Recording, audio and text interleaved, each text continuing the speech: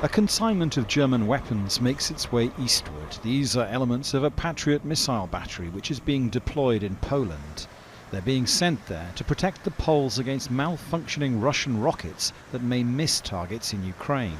Wir werden mit Polen jetzt ein zweites Einsatzgebiet haben neben der Slowakei. Poland, after Slovakia, is now our second area of operations, and the training of Ukrainians on the Patriot system is also running simultaneously.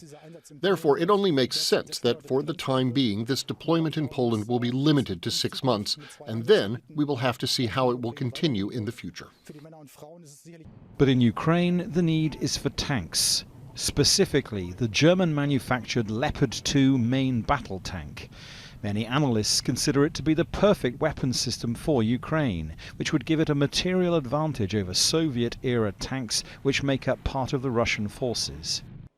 The Leopard 2 is in the arsenal of many EU countries, and several have said they want to give some to the Ukrainians, but can't without German permission. Since they manufacture the tanks, they hold the re-export rights. Now Poland says it is considering sending them to Ukraine even with no German authorization. We will seek this approval from Germany, but this is a secondary issue. Even if we don't get such an approval in the end, we will give our tanks to Ukraine anyway, within a small coalition of countries, even if Germany isn't in that coalition.